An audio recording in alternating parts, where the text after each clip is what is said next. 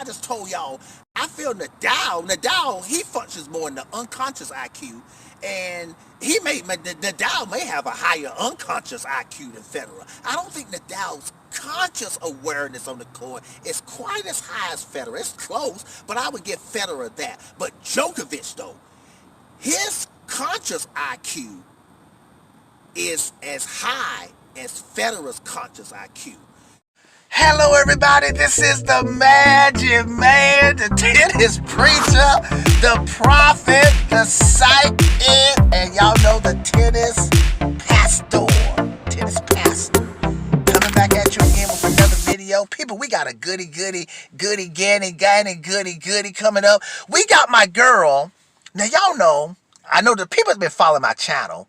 Now I know I haven't been around, so we got a lot of new people on the scene, a lot of new channels, new fans, everything. But those people who've been with my channel for the last 3 years or so, I've told people Simona Halep is one of my favorite tennis players, and definitely favorite women tennis players.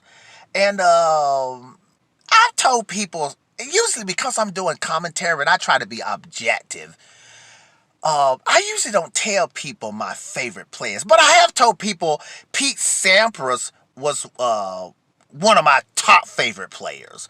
Okay, and I think I mentioned some other people, maybe a couple other ones that was players I like. But I usually don't tell people my favorite players because they'll think, okay, you being biased, Magic Man. Like if you start talking on the subject.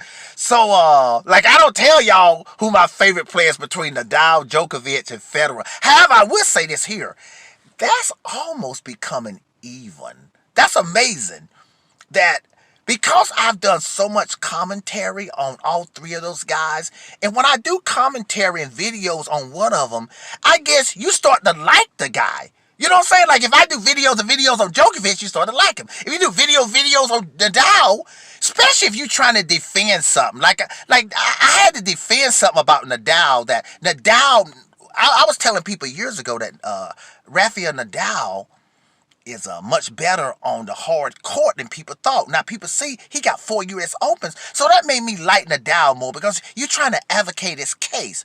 And Federer, well, my channel was built on Federer because Federer was, remember, he came back in 2017, so I was just doing Federer videos.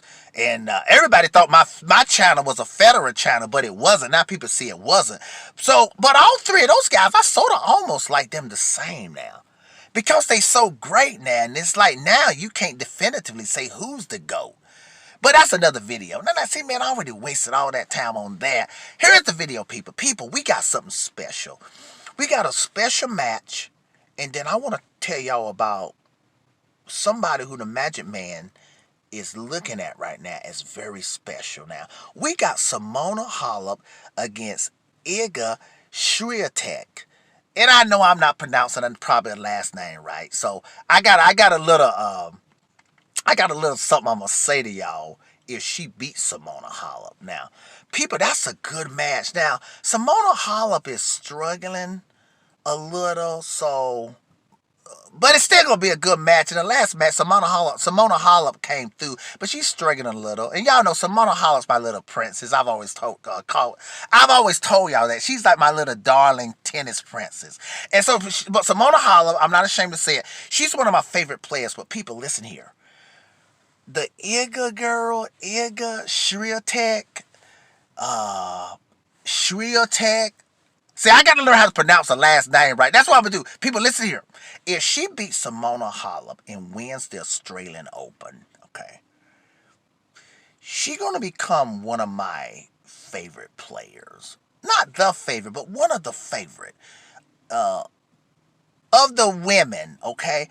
People, this Iga girl is special. Now, people forgot she won the French Open because of the whole coronavirus.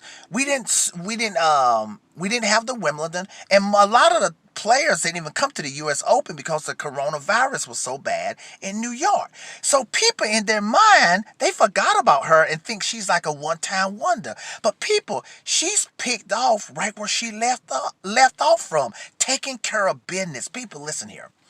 I'm gonna, I was going to use this video to talk about her, but while I'm doing the video, I'm going to go ahead and preview the match and tell y'all how I think it's probably going to go, you know. But, people, she's special, people. She got, you know what she almost, now listen, when I say she's the Roger Federer of women's tennis, well, okay, she ain't won enough majors for me to say that, but I'm talking about her game and skill set. People, most of the women are one-dimensional. People know this. Now, the women tennis is exciting to watch, but as far as like skill, the women don't really have, like, you don't see like a Federer in the women's tennis. Like, more or less, the women, they drive the ball. You know how Naomi Osaka and Serena play? They, like, if you want to learn how to drive the ball, watch women tennis. If you want to learn big serves, variety, and all that, I'm going to say watch men tennis. So, if I want to learn a lot of skill and a lot of that kind of stuff, I get that from men tennis. Now, as far as like I said, what I do like about the women is how they get down and drive the ball. But still, all in all, women tennis is one-dimensional. So you may say, well, okay, man, what is this one-dimensional thing about women tennis got to do with Iga Swiatek? Well, it's that Iga, she got this expansive repertoire. It's fluid. That's what I'm talking about, like Federer. She's fluid. Now, she doesn't look like Federer. She ain't as smooth as Federer. But I'm saying compared to the other women, she got this fluid game, very smooth, rhythmic.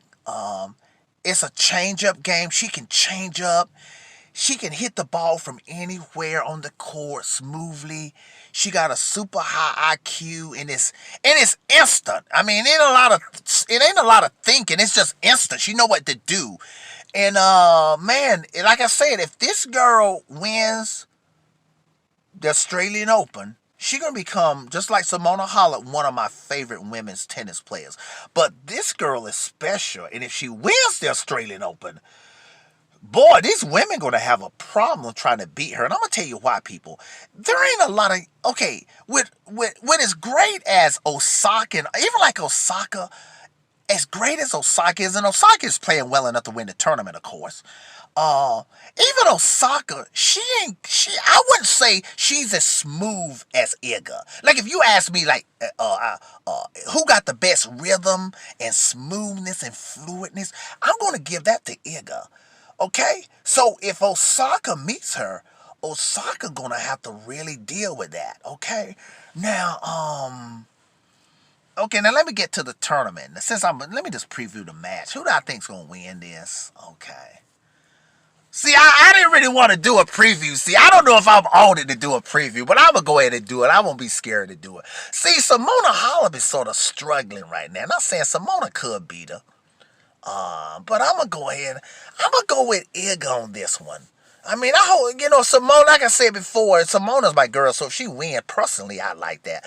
But, I'm going to go with Iga on this one, man. Iga Swiatek, man. Wow. I'm going to go with her to beat Simona Halep here. Now, if Simona Halep beats her, I won't be surprised. But I think Simona is sort of struggling a little bit. I don't think Simona ain't quite playing her top game. So I'm going to go with Iga on this one here, okay? Will it be 2 sets, 3? See, man, I'm being rusty, man. I used to be able to call this stuff, but Magic Man is rusty now. You see, I used to be able to just call it. I'm going to take Iga in 2 sets. I'm going to take Iga in 2 on this one here to beat my girl Simona Halep. Okay, let's see what happens. But this is a hell of a match, though. Hell of a match, okay? But let me add this here. For Simona Halep to beat her, though, Simona will have to step up. So if Simona Halep does win this match, it's because she stepped it up, okay? From the last match she played. Okay, people, tennis preacher, prophet, psychic, sign it off. Have a good one.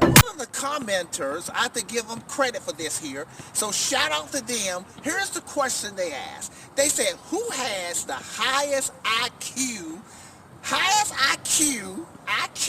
between Djokovic, Federer, and Nadal? Whoa, now